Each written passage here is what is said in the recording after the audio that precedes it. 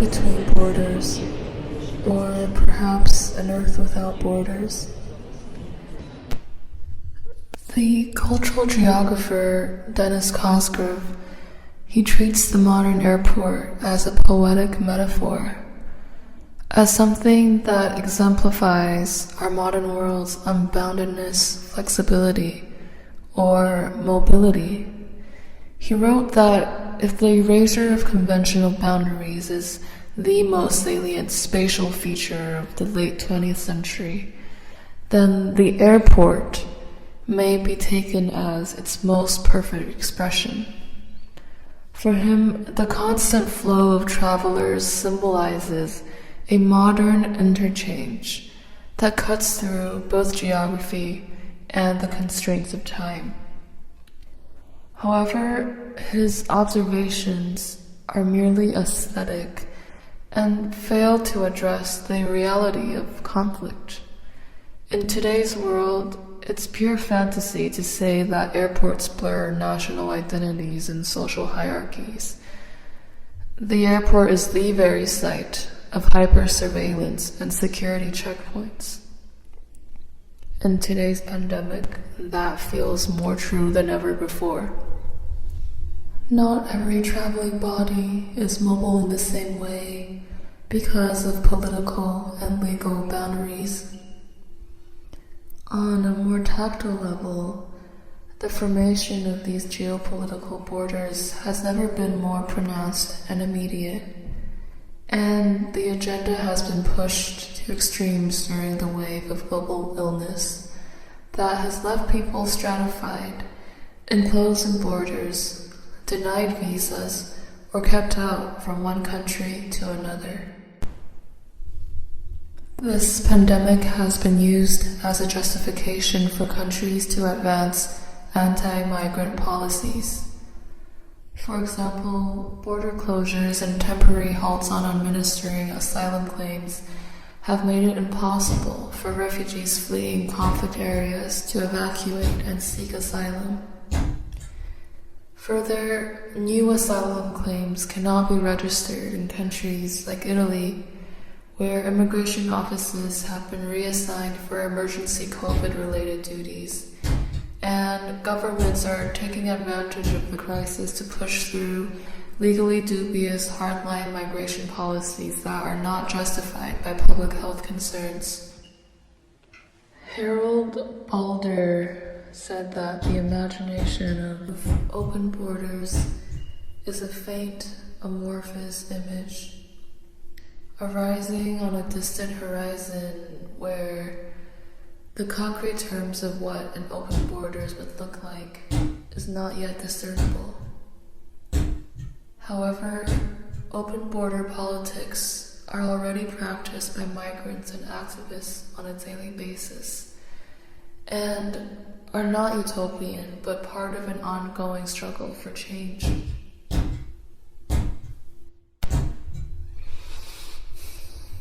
Borders have guards, and the guards have guns.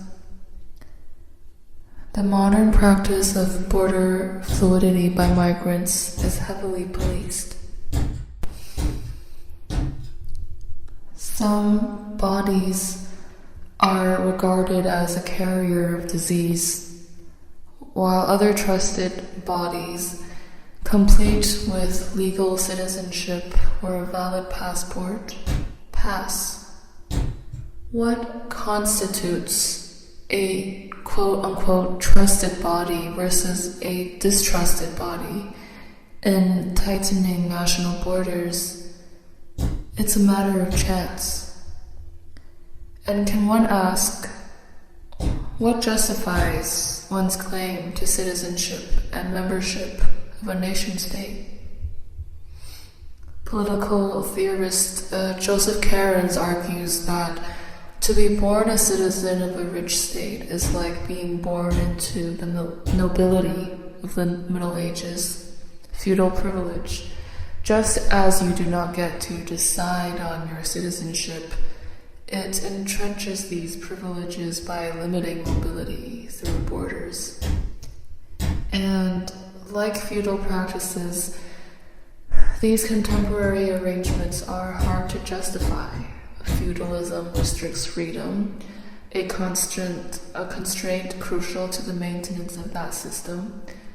Modern practices of state control of borders tie people to the country of their birth, and borders protect these birthright privileges.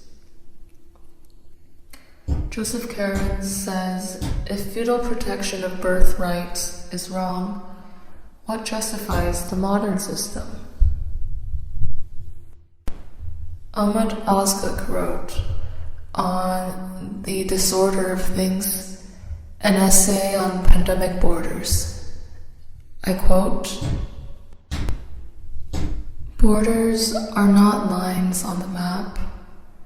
They are an affective experience produced by our everyday movements, narratives, and codes that simultaneously define our relations with the world.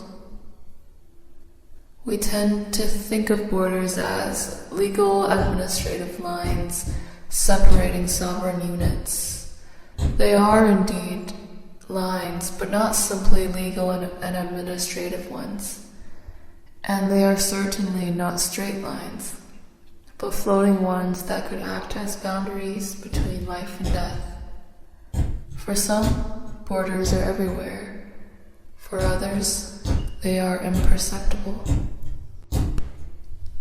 As Arundhati Roy so aptly put, lockdowns around the world and the closing of borders was like a chemical experiment, subtly illuminating hidden things and hidden social structures.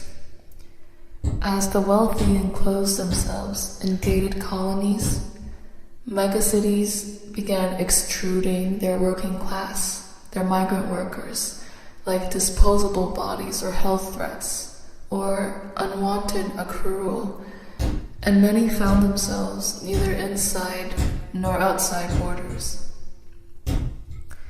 In spring of 2020, Indian Prime Minister Narendra Modi announced a nationwide lockdown. Hundreds of migrant workers seeking work were forced to return home, walking hundreds of kilometers, only to find themselves barred from both ends. And many low-wage Nepali laborers returning home were stopped at the border after Nepal restricted any movement from India. A boat carrying 400 Rohingya refugees from Bangladesh was abandoned at sea for weeks after their boat was turned away from Malaysia. All these instances show that refugees, asylum seekers, and vulnerable temporary migrants, whose basic right to move was already restricted before the current crisis, are once again transformed into these abject subjects of borders. What would radical reunion look like? What would Earth look like if we did not have borders at all? If we could travel freely from one place to another, where nobody is a foreigner, where nobody is inside nor outside? Floating between borders, or perhaps an Earth without borders. The imagination of a borderless world begins here at the hyperpoint of border bureaucracy, the visa room. Here, a one-sided dialogue happens with an expressionless mannequin.